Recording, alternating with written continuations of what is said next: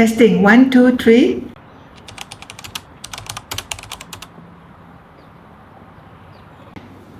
My childhood has something to do with my mother.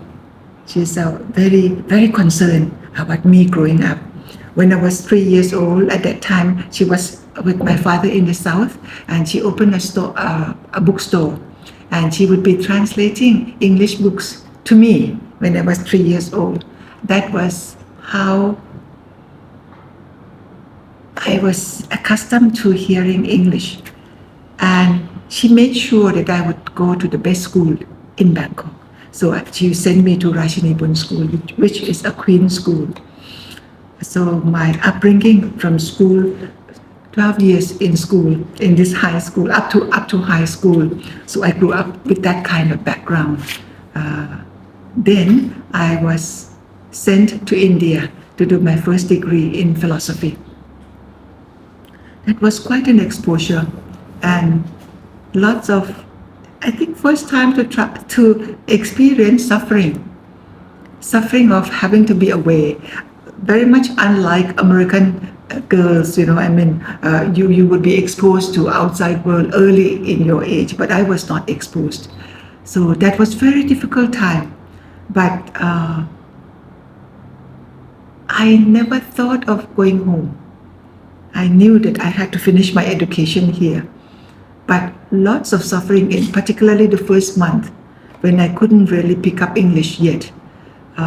Cannot understand, because the kind of English that was taught in school, they would go according to the book, and there was no English conversation. That exposure was hard in the beginning, but became very fruitful for me in the latter part of my life.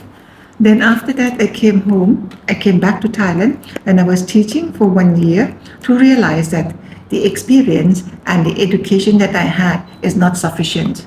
So I aimed to go to the United States or Canada. By that time, my teacher, he was Chinese. He was teaching Chinese when I was in India. Isn't that interesting? In India, but I studied Chinese as the other language, apart from philosophy. So I made very good grades in Chinese department, and I actually brought names to the Chinese department because there were many languages. And in that year, I was the only outstanding student in all the languages, So my professor was very impressed with me. So when he moved from India to Canada, he was settled in Department of Religion at McMaster. So we corresponded, and he thought that I might have opportunity to continue my education at McMaster, and that was my route to how I got to McMaster, and eventually how he assisted so that I applied for scholarship and got scholarship from Canadian University. I did both master degree as well as PhD at McMaster. Did not complete PhD, but I completed it much later by submitting the thesis again back in India. So that's kind of the first part of my life. Then I came back and I got married with 3 boys. I have three boys. Then I joined the university and started teaching for a long time, for 27 years. That was my working period.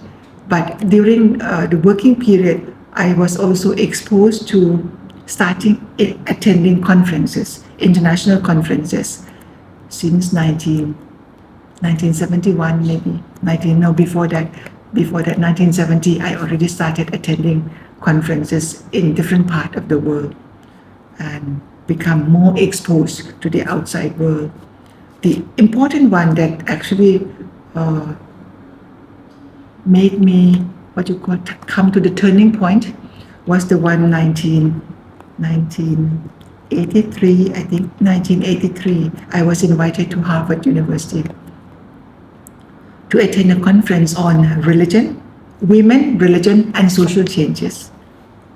The title just fits. And the question they asked me was, how do I see the future of Bhikkhuni in Thailand? So that was a turning point, because I met all very interesting feminists, all well-known feminists from different parts of the world. I shared with them all the stories, lots of weeping and crying. But I don't want to be angry and I don't want to be weeping like that, But it forced me to think about what I want out of this life. I was at that time just academic, sitting on ivory tower. But that 1983, I had to come back and give a second thought.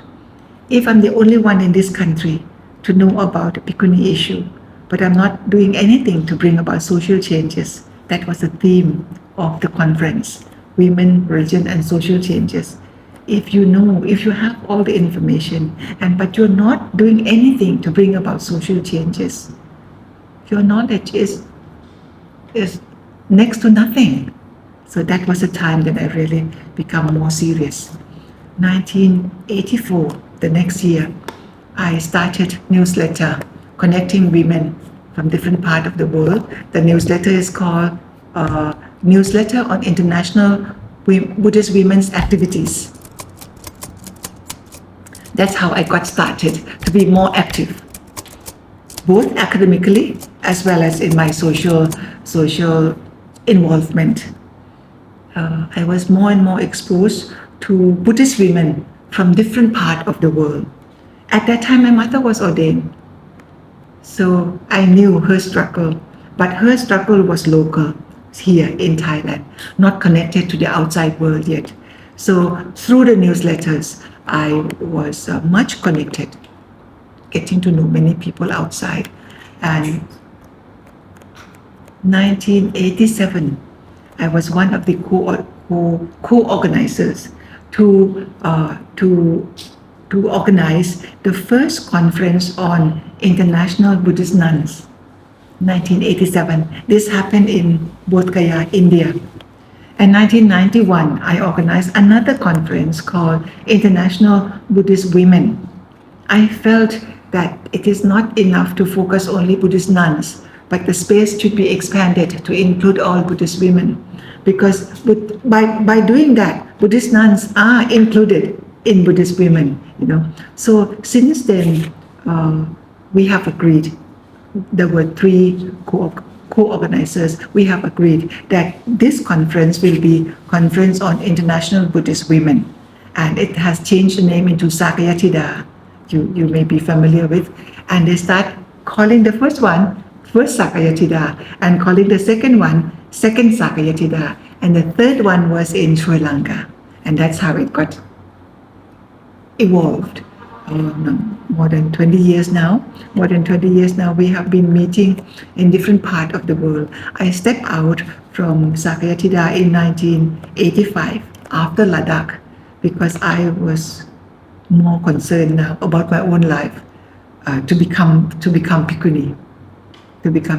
So until I was settled, then I again go back to join Sakayatida. The latest one was in Indonesia, 2015 in Indonesia, and the next one will be next year in Hong Kong. So that's the part about the movement of Buddhist women internationally. Wow, that is quite a history. I like how you remember the dates of everything. Partly because I think I have that historian sense, because you have to record the history. Somebody said, I think it's a person from Israel. It is a she or a he who said that we have to write our own history. So I'm very aware that things need to be recorded. Otherwise, it will pass on, and people who come afterwards, they will not have the the trail of what we have been doing. So this recording history is because in the past women don't write, and because women don't write, so we have nothing left to tell our grandchildren. That's my concern that I have to write.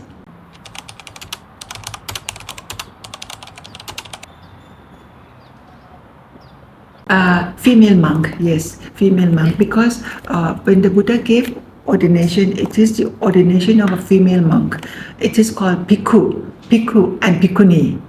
Same title, same status. Bhikkhu for the male monk and Bhikkhuni for the female monk. So same status.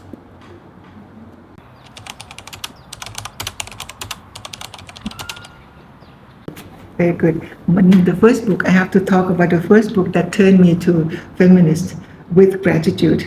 The writer, her name is I.B. Horner. She's English. And the book that really turned me on was Women in Primitive Buddhism.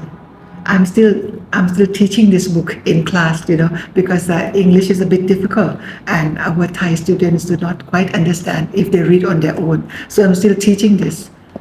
That was the very first book that gave me another angle of looking at things in Buddhism. I'm very grateful. I'm very grateful for this book. And then with the exposure since 1983, I mentioned about Harvard, how I was exposed to many other feminists, to realize that the very first feminist in my life would be the Buddha. If you read the Buddhist text thoroughly, you will see how he was protecting women, how he was guiding the women, and how he was thinking the way the feminists now think. So that he would be my first feminist. My second feminist was my father. He was always supportive of women, supportive of Bhikkhunis. When my mother was ordained, and she took me down to the south to see him, and when he saw her, he went on the ground, on the floor, and he bowed to her 3 times. So I would consider him my second feminist. So I'm very happy to grow up in a family that I have no restriction. Like in some family, they would say, "Oh, don't do that, you're a girl," I did not have that as my upbringing. So I'm grateful to both my parents. Talking about feminist, I think my father was more feminist than my mother.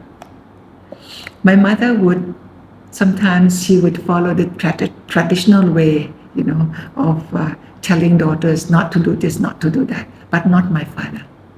So I'm happy to have that kind of upbringing. So many things that people feel very uncomfortable the way I do things, because they have been brought up and they have been brainwashed by the tradition, which is always patriarchy.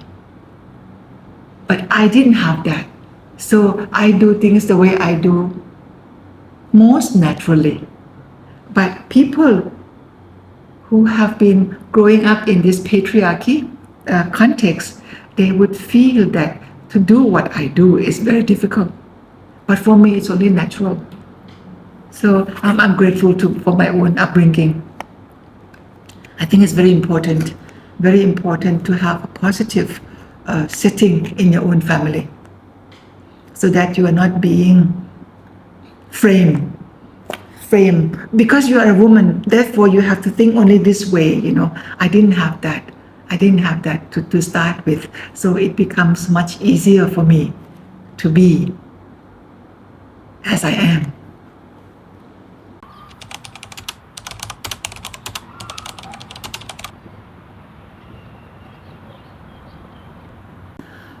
When the Buddha was enlightened, the Mara is like Satan, no? The Satan came and asked him, "Oh, now that you are enlightened, now you can pass away." And the Buddha said, "Not yet, not until the Fourfold Buddhists, the Bhikkhus, male monk, Bhikkhunis, female monks, laymen and laywomen, not until these Fourfold Buddhists are well established." At that time, there were no Bhikkhunis, no Bhikkhu yet, So the Buddha already had this vision in his mind that these fourfold Buddhists, 4 groups of Buddhists, would be the one who carry on his teaching into the future. So I see this as the Buddha's intention. Doesn't matter how people said, oh, the Buddha never wanted women ordained, doesn't matter. But this is his intention. And if we are Buddhist, we have to respect him. One of the way to respect him is to pay attention to what he intended. And women ordained had always been the Buddha's intention. So I take this as my heritage that I take from the Buddha, and I would cherish, would nourish this lifestyle that the Buddha thought it is befitting for women. Of course, not all. There will be a small group of people who are comfortable or who are committed to this kind of lifestyle, because to be ordained is not comfortable, not easy, not comfortable.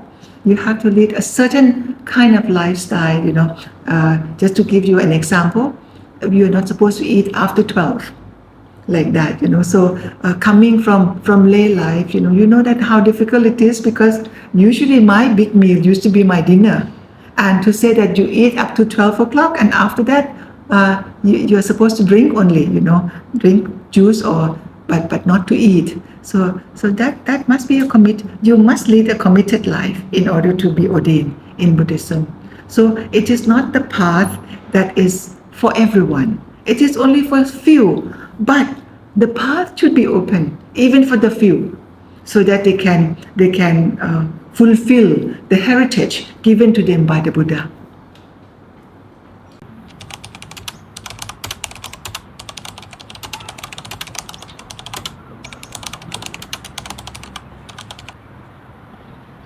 To tell you the truth,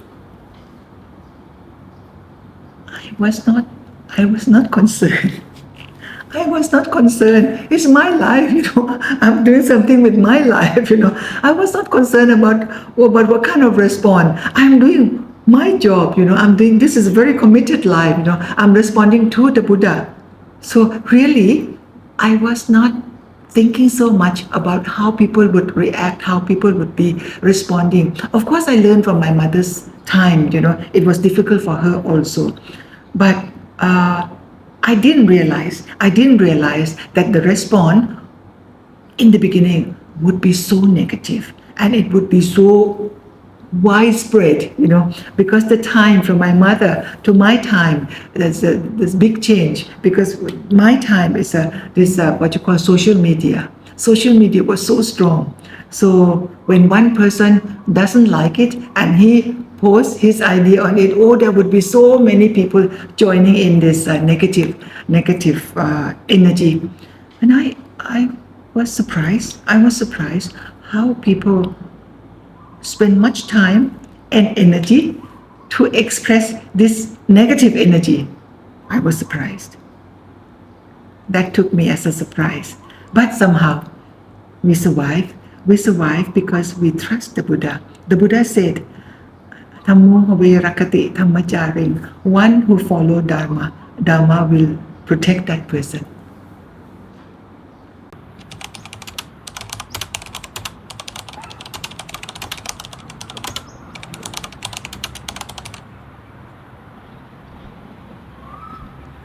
That's true. That is really a belief in our society. If we do everything good, we wouldn't be born here. People who are born as human beings, we come with a baggage full of good and bad. If it is very bad, then you will not be born human being at all. The fact that we are born human being, it means that we come with both the bad and the good. To be born as a woman, to me, I do not see that it is negative, because sometimes you intend to be born a woman, because a woman can do many things more than men. In research, in one particular research that I read, women have much more potential than men. So I do not see, number one, I do not see that to be born a woman is lower than men. This usually is a general attitude that it is better to be born a man rather than a woman. And then when it goes to ordination, particularly in this country, when there is no ordination for women, and ordination is supposed to be the highest merit making, act. So they would give much emphasis for the men. But you make it up. This rule, you make it up. The Buddha allowed both men and women to be ordained. So women can also achieve the highest merit in their life by ordaining. So this is how I would respond to this.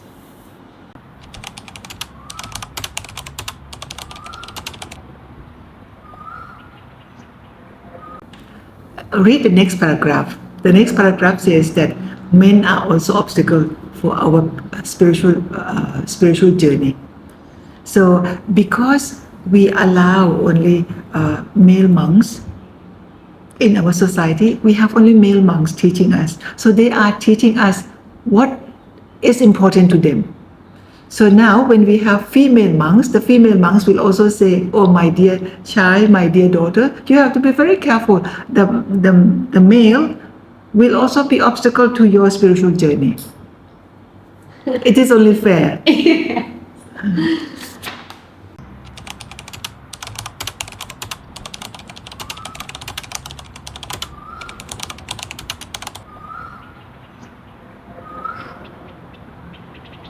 Very interesting.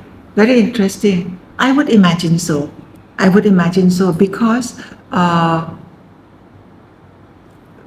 this patriarchal society, women are not allowed to do many things. And women, it is only monks who can cause schism in the Sangha, not the female monk. You see, so we don't have the right to do bad things, so to say.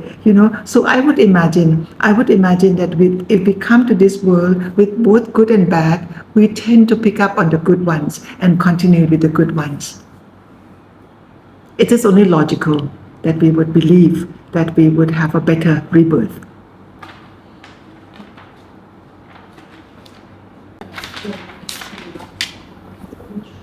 You have been working.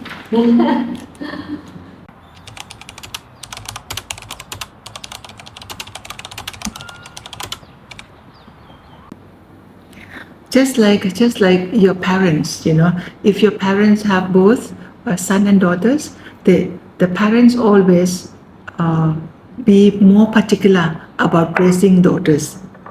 Yes, so there may be more rules in the family. You don't do this, you don't go out late, come back early, I'm worried about you. Same thing when women are ordained. The Buddha also have to be more particular about them. They are not supposed to travel alone. They're not supposed to cross the river alone, because by doing so, it is danger on the Bhikkhunis, on the female monks. So all these extra rules are usually for security, for protection of women themselves. So people said that, the Buddha was biased, he gave more rules. I said, on the contrary, I would think that the Buddha honor us by giving us more rules, because he trusted that we can do it, that we can keep it.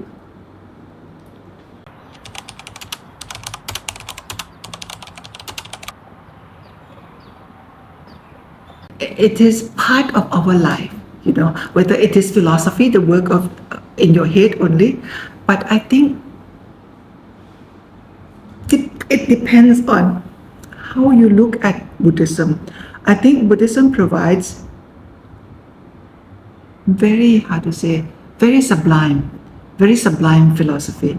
But Buddhism does not deal with teaching only. Buddhism deals with how do you put that teaching into practice. So it is very much way of life, and also very sublime religious teaching.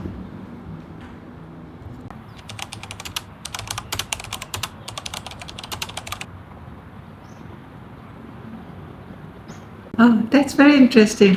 For the Western Buddhists, because they were not born into the Buddhist culture, when they follow rules, when they follow Buddhist rules, they tend to overdo it, go to the extreme. On the Thai side, on the local Buddhist, they are not serious. I find the Buddhist people are not serious to study about the teaching of Buddhism. They take it as something for free. It's only here, so they're not interested. So they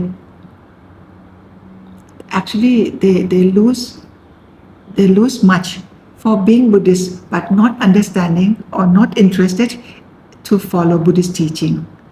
Whereas I would say that my Western friends, my Western Buddhist friends, they are more particular about the teaching, more particular to study the teaching and to try to put it into practice than the Buddhists in Thailand. So I call them, they are Buddhist by choice. Buddhist by choice. The Western people are Buddhist by choice. And we, Thai people, we are Buddhist by chance.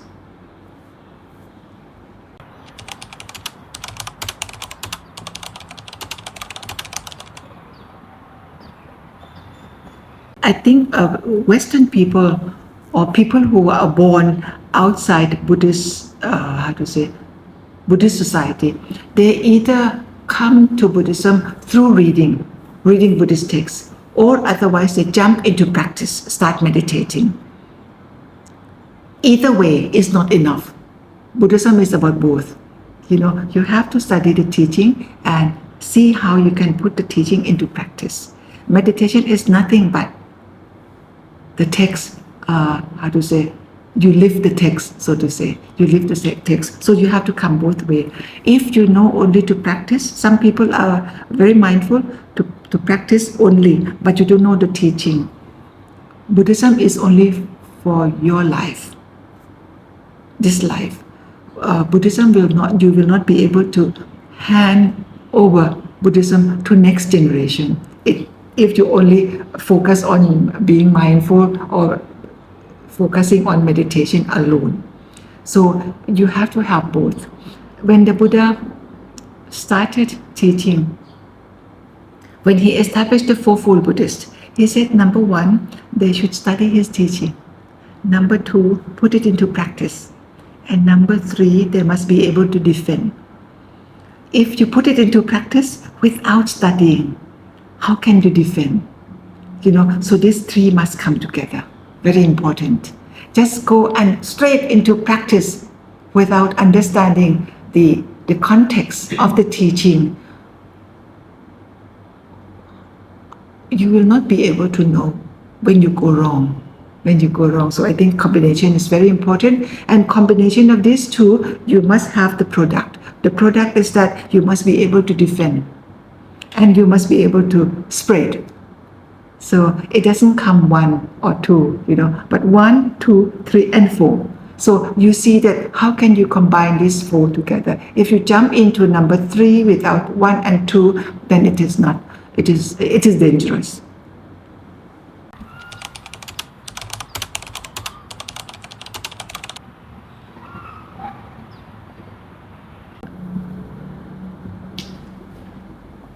You have to understand first what is self.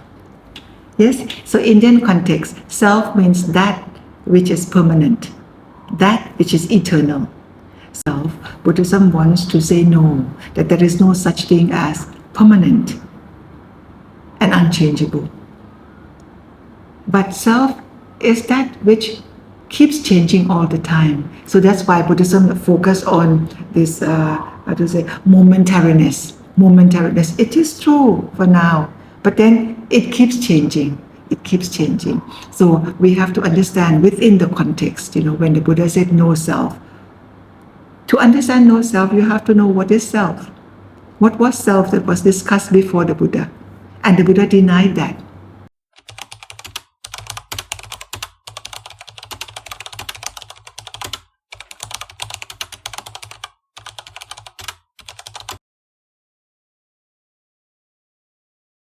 The Buddha does not teach fatalism.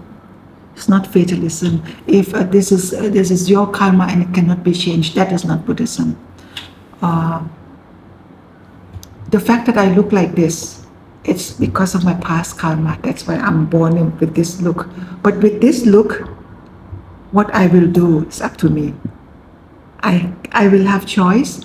It is my choice. With this look, that I will work like a teacher, that I would work like a nun. That's my own choice. So, what we have been given, that is the result of the previous karma. But what are you going to do now? What is your future? It's up to you. Okay, now in Thailand, there is no Bhikkhuni. So we have to accept that as our karma. We can look at it the other way, that what the Buddha intended. The Buddha intended for us, women, to be ordained. If you cannot start the ordination lineage in Thailand, elsewhere do they have Bhikkhuni lineage? Do they have the ordained lineage for women? Yes, in that country. So we can also borrow the lineage from that country to Thailand. Just like how when Sri Lanka lost the lineage, they also borrowed from Thailand. So this borrowing has always been in our history, in Buddhist history.